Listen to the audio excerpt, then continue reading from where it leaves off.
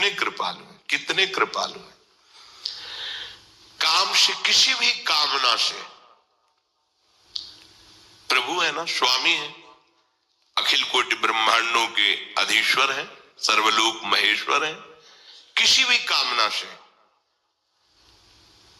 वही परम पद देंगे, वो वस्तु तो देंगे ही, परम पद दे देंगे। यदि इनके सिवा और किसी से, जैसे कोई भी बड़ा से बड़ा देवता है, वो विधि विधान देखेगा आपका, अगर विधि में त्रुटि है तो आपका अनुष्ठान सफल नहीं होगा। सांगोपांग अनुष्ठान होना चाहिए और उसी के अनुसार आपको फल देगा। आप जहर मांगो तो जहर दे देगा, जो मांगो वो आपकी जितना तपस्या है, जितना साधन है, उसमें अगर त्रुटि है तो नहीं मिलेगा। सांगोपांग अनुष्ठान हो, फिर जो चाहोगे दे देगा। पर हमारे प्रभु ऐसा नहीं करते, जो चाहोगे नहीं देंगे। तुम्हारा जिसमें मंगल होगा वही देंगे, अन्यथा नहीं देंगे। और त्रुटि हो जाने पर भी तुम्हारी अनुष्ठान की वृत्ति से फल नहीं देंगे। तुमने प्रभु के लिए प्रयास किया, अपनी कामना पूर्ति के लिए, प्रभु को वो इस बात पे रिज के अनुष्ठान से भी बढ़कर दे देंगे। इस राशि को सब कोई नहीं जानता, इसीलिए जल्दी प्रभु की शरण में नहीं होता। ये ऐसा करुणा में दरबार है, कहीं नहीं सुना, कहीं नहीं देखा। एक श्री हनुमान जी महाराज की सिद्धि कर रहे थे, बताया भी है सत्संग में, भीमसेन उनका नाम था और थे भी बहुत बलवान। हनुमान जी की सिद्धि और भक्ति में अंतर है, ध्यान रखना। किसी भी महान महिमाशाली देवी देवता या जो भी भगवत पार्षद है, सहज भाव से इनकी आराधना करो, सफलता ही सफलता मिलेगी। वो आपको आगे बढ़ाते चले जाएंगे। और सिद्धि का तात्पर्य होता है उनको अधीन करना मंत्र के द्वारा। अब उसमें अगर अनुष्ठान में त्रुटि हुई तो तुम्हारी ऐसी तैसी भी हो जाएगी। परम कृपालु श्री हनुमान जी महाभागवत हैं।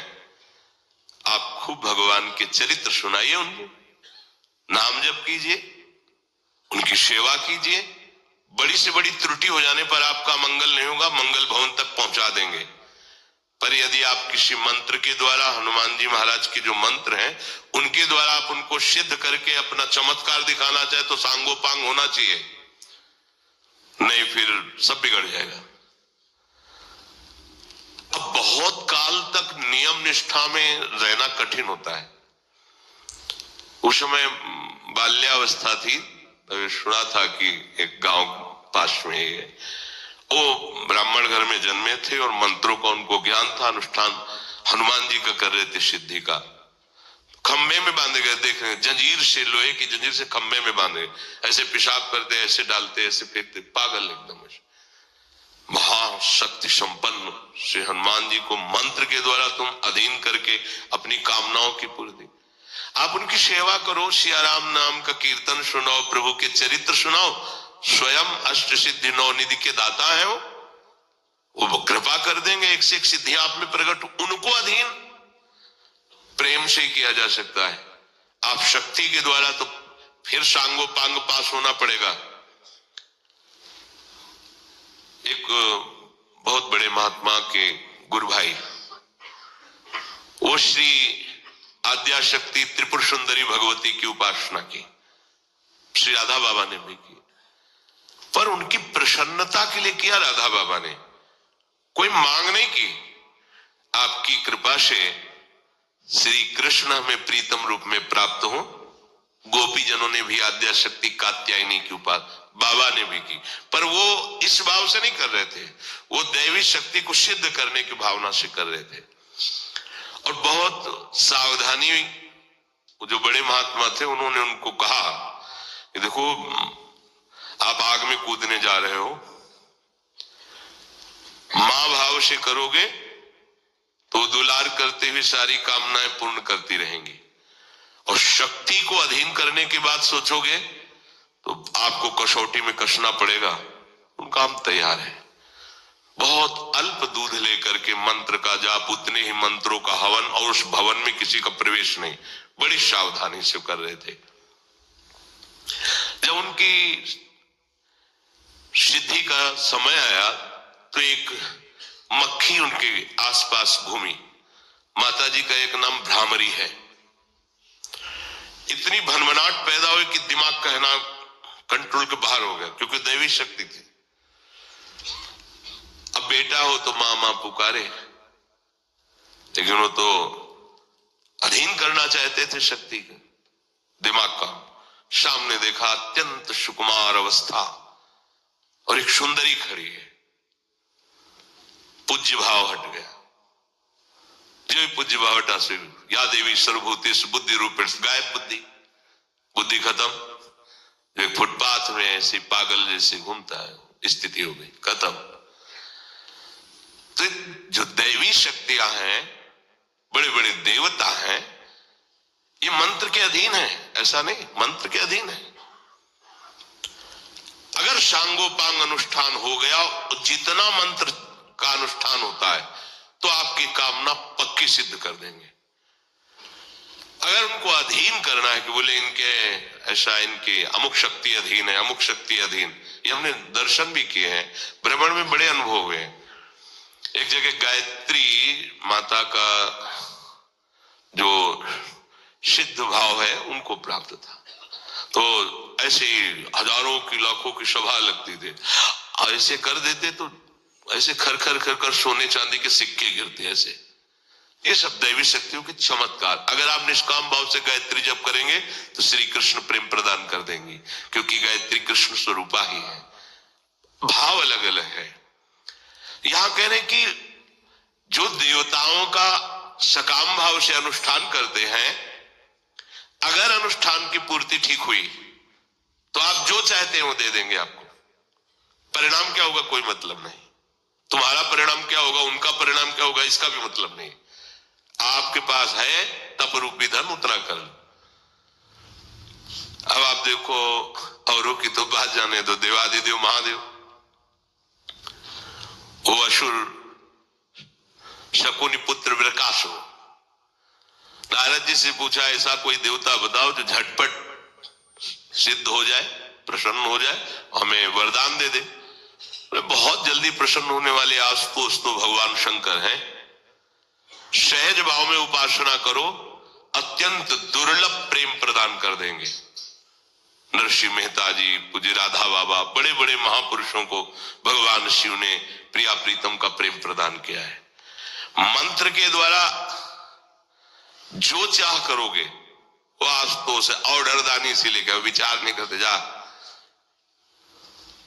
उसने देखा कि प्रभु को प्रसन्न करना बड़ा कठिन है, तो अपने शरीर का मांस काट कर अग्नि में हवन करने लगा, और भगवान शिव के मंत्र का उच्चारण।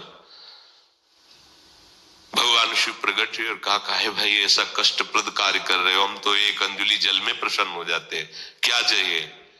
बोले महाराज जिसके ऊपर हाथ रख दो वो भस्म हो जाए। अगर हरि से ऐसा मांगते तो डांट कर हरि अंतर ध्यान हो जाते हैं, जिसके ऊपर हाथ रख दे ऐसा। पर वो तो आशुतोष और डर डाली मगन रहते हैं हरि प्रेम, दुनिया से मांग जाओ तथास्तु। उसने सोचा परीक्षा पहले गुरु से ही करनी चाहिए, इन्हीं के ऊपर हाथ रख देते भस्म हो जाएंगे तो कैलाश का वैभव हमारा हो गया। वो बुद्धि होती है। भगवान शिव भागे, भगवान शिव अपने ही वरदान से।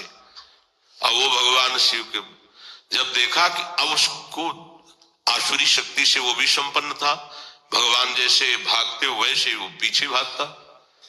वो सोचा बचा सकते हैं तो इस संकट से, भगवान शंकर इस संकट से अगर बचा सकते हैं तो श्री हरि बचा सकते हैं। अंदर से चिंतन किया, हरि संभालो आके, तो बस बीच में ही प्रकट हो गए। प्रणाम प्रकाशु जी, हमें कौन प्रणाम को, प्रभावशाली भगवान के वचन, इनके पीछे भग रहे।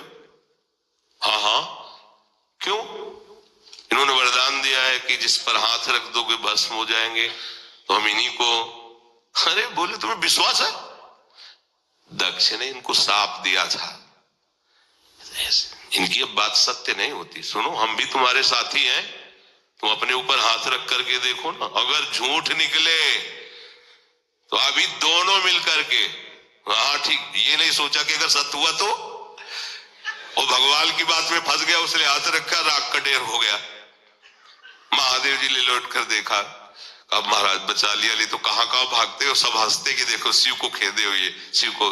बोले प्रभु कुछ विचार भी तो कर लिया करो, आप ऐसे ही वरदान दे दिए कि आपको खुद भगाए डोल रहा है? विचार करके वरदान दीजिए, नहीं तो ये आसुर भाव के जन हैं, ये सब साधु जनों को, दैवी संपदावान को, जब आपको ही वरदान दाता को ही भस्म करने की सोच रहा है, प्रभु अगर जिंदा रहता तो क्या न करता। तो उन्होंने कहा प्रभु हम इसलिए अलमस्त रहते कि आप भोला, आप संभाल लोगे, सब संभाल लोगे। तो जो देवता जन है वो ये नहीं देखते कि इसमें जगत मंगल होगा कि नहीं, आपका अनुष्ठान सही है, आप जो मांगेंगे वो दे देंगे। पर हमारे हरि ऐसा, प्रभु ऐसा नहीं करते। आप और डबल अनुष्ठान कर लो, उसमें आपका मंगल है तो नहीं देंगे, नहीं देंगे, नहीं देंगे। अनुष्ठान में त्रुटि हो गई है, उसका फल नहीं मिलना चाहिए जो देवताओं की आराधना में त्रुटि होने पर नहीं मिलता। हरि के अनुष्ठान में ऐसा नहीं होता, मिलेगा। तुम्हारा मंगल होना है ना, वो ये नहीं देखते कि त्रुटि कर दी, गलती कर, नहीं नहीं, बच्चा है, चल आनंद लो। ये बात कहीं और नहीं मिलेगी। भगवान के दरबार में ये बात है। अगर इसका रहस्य समझ में आ जाता है तो भूल करके भी वो फिर किसी अन्य का आश्रय नहीं लेता। एक चीज पूछनी थी कि मेरे तो भोले बाबा इष्ट हैं, मतलब बचपन से उनको ही अपना सब कुछ माना है, पर अब वृंदावन से इतना प्रेम है कि इसके बिना रहा नहीं जाता। ये आपका नहीं है, भोले बाबा का ही देना। वो जिस पर कृपा करते हैं ना उसको वृंदावन पर देखो, नरसिंह जी पर दीजिए तो ठाकुर का प्रेम प्रदान कर दिया। आपके सामने वृंदावन मिला, पर मेरे को आपके सामने ये जो बैठा है ना, भोले बाबा की कृपा, उन्हीं की कृपा है। वाराणसी में भगवान विश्वनाथ जी की कृपा से हमें वृंदावन आना हुआ। तो अब आप भोले बाबा को नहीं मानते? अच्छा ये बताओ, पहले सुनो ना, आप इस मकान पे बैठी हो, हम नींव को माने या ना माने, लेकिन मकान टिका किस पे है? नींव में मानने की जरूरत है क्या? ये इतना बढ़िया सुंदर मकान है और नींव गिरा दो तो मकान कहाँ रह जाएगा? हमारी नींव है शिव, हमारी नींव है महादेव, उन्हीं के ऊपर निकुंज विलास का अनुभव हो रहा है। नींव का स्मरण थोड़ी किया जाता है, विलास तो मकान का होता है, लेकिन नींव नींव ही है, वही आप समझ रहे हो ना। नींव का कोई यश बखान कर रहा है, कितना सुंदर मकान बना, लेकिन देखो उस मकान की नींव क्या है, कितना सुंदर भक्ति चल रही, उसकी नींव क्या है? जहाँ पर कृपा न करे पुरारी, सो न पाओ मुनि भगत हमारी, शिव द्रोही ममदास कहावा, सो नर मुझ सपने उन्हें भावा। एक बात ये, दूसरी बात ये, जब मैके से ससुराल आया जाता है तो मैके वाले को तभी प्रसन्नता होती जब ससुराल में पक्की आसक्ति हो जाए। तो हम मैके से ससुराल आ गए हैं, अब हमें बिहारी जो मिल गए पति और प्रीतम, अब हमें मैके की तरफ ध्यान नहीं देना।